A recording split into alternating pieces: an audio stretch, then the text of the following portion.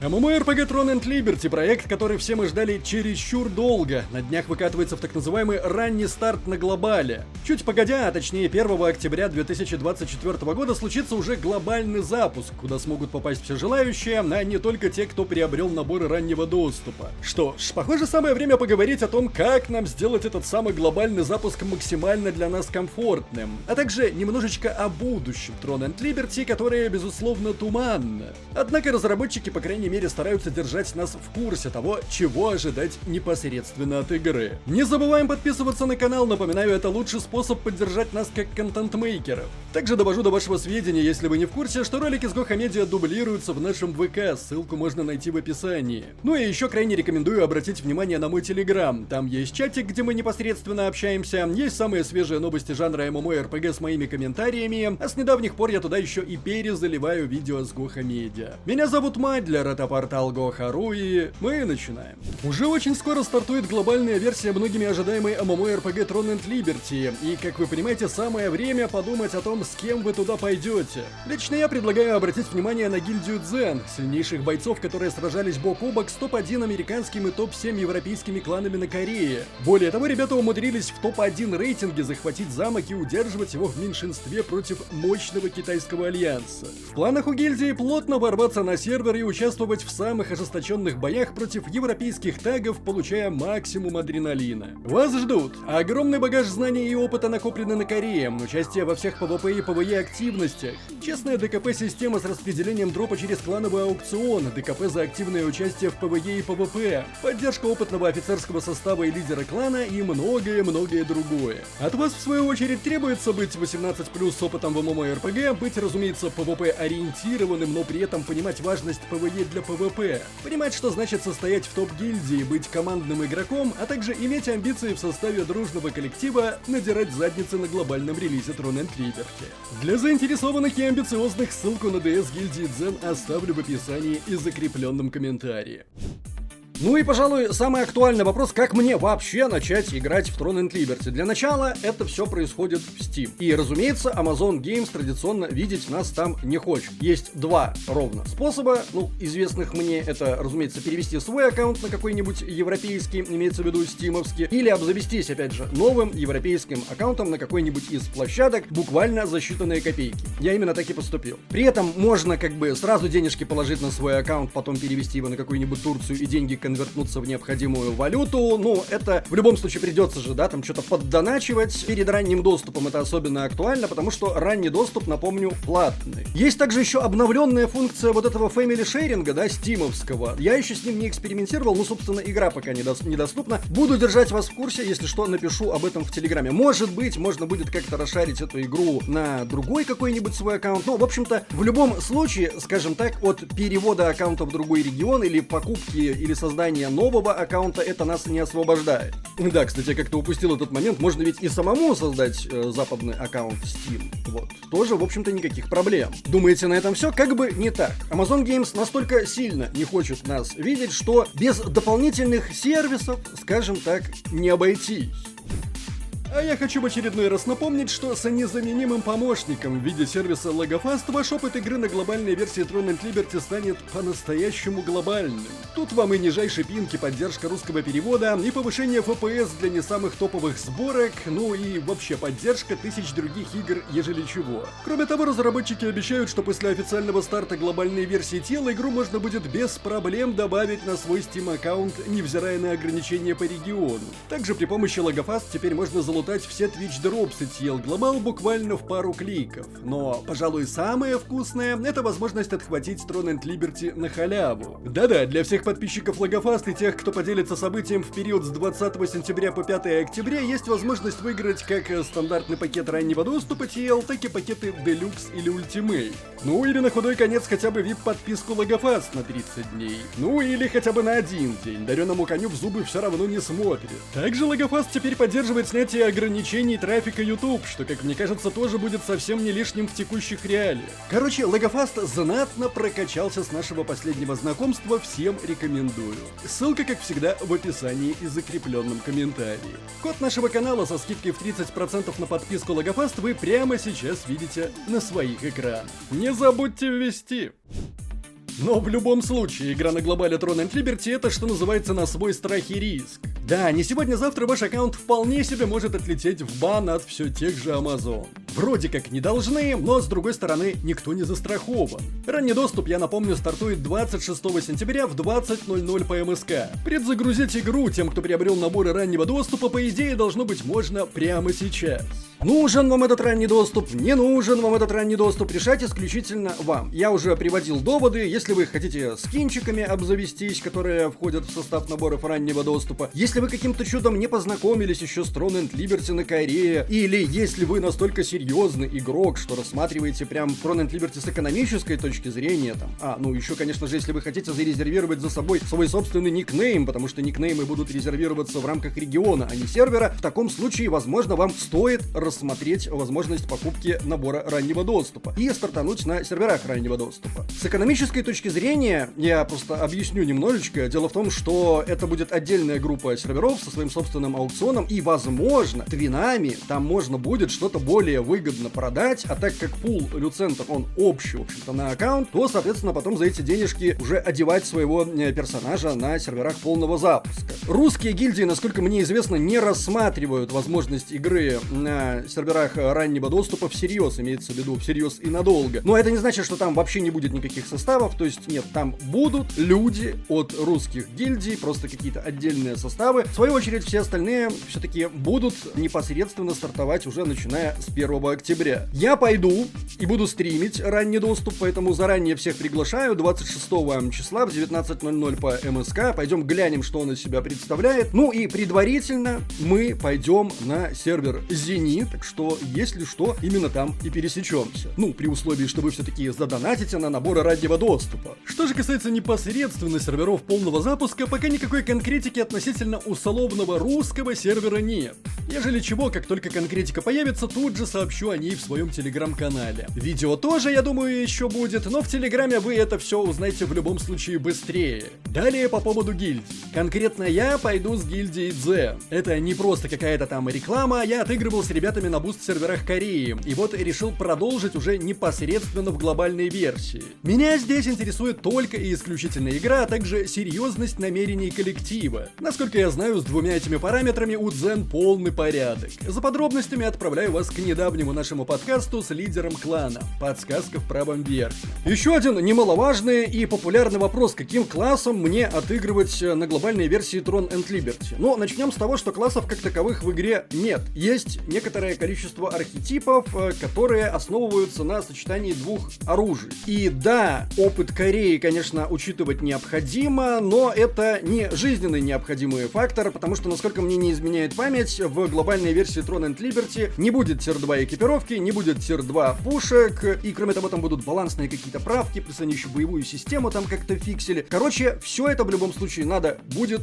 щупать и смотреть. Тем не менее, на мой взгляд, существует два подхода. Первый — это выбор обушек-социофобушек, который лишь периодически сталкивается с какими-то рандомами или, может быть, сопартийцами. И второй — вы хотите быть максимально полезным. Ну, например, своей гильдии или сопартийцам. В первом случае я бы рекомендовал, что называется, выбирать сердцем. Вот если брать конкретно меня, мне очень нравится отыгрывать магическими архетипами, и я для себя решил, что сочетание став, то есть посох, плюс даггеры, то бишь кинжалы, лично мне подходят лучше всего. Но единственное, допустим, в ПВЕ я бы сменил даггеры на лук. И вообще, в принципе, я бы обратил внимание на лук, потому что местами это ОПшечка. Во втором случае, то бишь, когда вы хотите быть непосредственно полезными, то я бы, конечно, рекомендовал обратить внимание на такое оружие, как так называемый СНС. Это щит-меч. В частности, допустим, СНС плюс вант. Вант — это магическая палочка плюс книжка.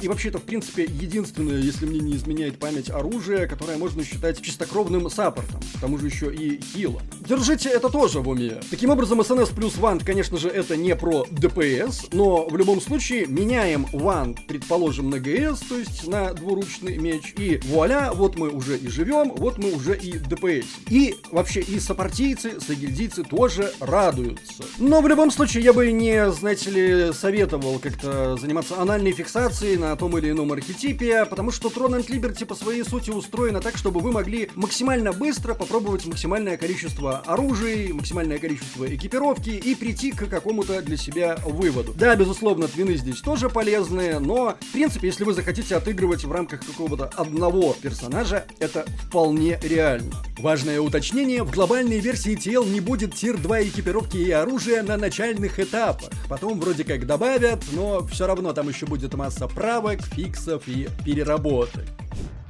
Донат! Мое любимое. До сих пор ломаются копии относительно того, есть pay-to-win в Throne and Liberty, нет там pay-to-win. Я вам скажу то, что, в общем-то, говорил уже давным-давно. Безусловно, в Throne and Liberty есть pay-to-win. Но это не тот тип pay-to-win, который мы можем наблюдать в кроссплатформенных MMORPG дрочильных. Иными словами, это не pay-to-win. Если коротенечко, у нас есть внутриигровой магазин, в котором продаются скинчики, батлпассы, херасы, все в таком ключе, плюс есть возможность в неограниченном количестве заливать своего персонажа так называемыми люцентами, внутриигровой валютой, которая покупается за реал. В свою очередь, за вот эти вот самые люценты можно загирить своего персонажа через аукцион. Но тут нужно понимать, что для того, чтобы это произошло, и на аукционе все должно сложиться правильно. Помимо всего прочего, этими самыми люцентами вы вполне себе спокойно все через тот же аукцион сможете разжиться внутриигровыми способами. Таким образом, можно ли забустить своего персонажа вливанием реала? Безусловно, да, но можно этого и не делать. Игроки, которые играют посредством через вливание реала на вот какой-то короткой дистанции, действительно получат от этого профит.